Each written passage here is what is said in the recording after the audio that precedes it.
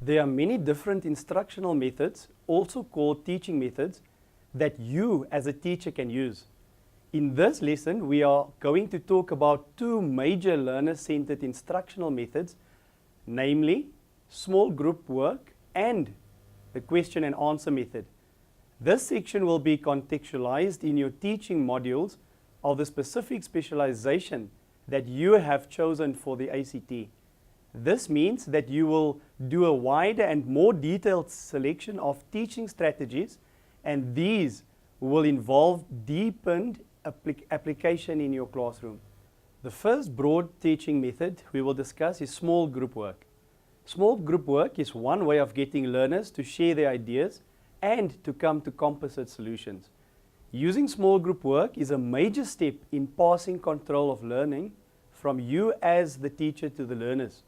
Your principal role becomes that of a monitor rather than director of student learning. By making this change, you can enable students to engage more deeply with the issues they are investigating and to benefit from direct interactions with one another. You may use small group work for a whole lesson or for just part of a lesson. But in either case, it should be carefully planned and closely supervised. This is the screenshot of a video that you will find in your additional resource section. After watching this lesson and the YouTube video on small group instruction, you will be able to answer your think about your learning. When you ask questions to learners, they are using the question method. Questioning is a key technique in most teaching learning situations. Learners bring their own prior knowledge and experience to the teaching learner situation, and you often use questions to link the learner's previous knowledge to new information. Questions may also be used to direct the attention of the learners to what it is to be presented and also toward the achievement of learning outcomes. The question and answer method is very demanding on both you as the teacher and the learner. Through the use of questions, you have to lead the learner step by step to discovery of knowledge. Learners at the same time must apply themselves fully as they strive to give answers. They need to listen carefully to the questions asked by you as the teacher and the answers given by other learners, and to compare their own answers with those of other students. Cowley suggests that whenever you need to talk to your class about a topic, intersperse this time with many questions. Consider on incorporating questions into your lesson delivery. The more often you get individuals responding and contributing to work, the better connections you make with them. To ensure that learners reach new insight, questions should range from lower to higher order. Lower order questions are reproductive questions that require learners to merely reproduce or repeat information. These questions are also called memory questions. Lower order questions must not be discredited since they do have a role to play, provided that learners are not made to memorize meaningless knowledge. You as the teacher should often move beyond lower order questions to higher order questions.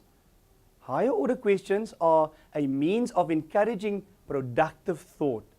They also stimulate insight and require the learner to apply knowledge, build new knowledge, or assess an idea critically. Higher order questions often start with why or how and revolve around information that learners have not previously studied. Let us have a look at some examples of higher order questions. Why are different materials used to make a car? Why do we need an African Renaissance? How do birds find their way? Both lower order and higher order questions are meant to enhance learner participation in the following ways. They help maintain attention. They involve shy and reluctant learners. They provide emphasis through repetition. They assess learner understanding. Let us now explore how to design questions by using Bloom's taxonomy. Let's start with forming higher order questions right at the top of Bloom's taxonomy, create.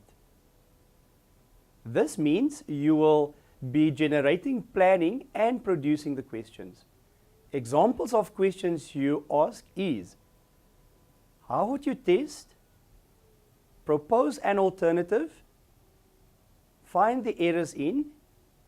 What could you improve, change, modify, maximize, fix? How could you use something to solve, prove, demonstrate? After creating the questions, you need to then evaluate. Questions asked will be used to check and determine information. Example of such are, what fallacies, consistencies, inconsistencies appear? What is more important, logical, appropriate? What might have been a better solution? How would you justify? Another type of questions you may be used is analyze, meaning differentiating, organizing, attributing. The nature of such questions entails the following. What is the function of? What does the author character believe? What is the relationship between? What evidence do you find? How could you diagram the sequence structure of? You may design questions where your learners must apply, execute, or implement their knowledge. You could design questions such as, what would result if? Tell how, when, where, why. Tell how much change there would be. How would you use? What is the principle, rule, concept, idea behind? Another way to ask questions is to test their understanding, which means interpreting, exemplifying, classifying, summarizing, inferring, comparing, exploring. You may ask the following questions. In your own words, state, which are facts? Give an example. Condense this paragraph. Explain what happened. What part doesn't fit? Show in a graph or flow chart. Which statement supports? State in one word. What was the main idea? Draw a story map. Clarify why. Lastly, you may ask questions to remember, meaning recognizing or recalling. You may ask the following questions. What happened after? How many? What is? Can you name? Describe? Name each of the? What does it mean? Please refer to the information about critical thinking skills under your additional resources to find more examples of designing questions.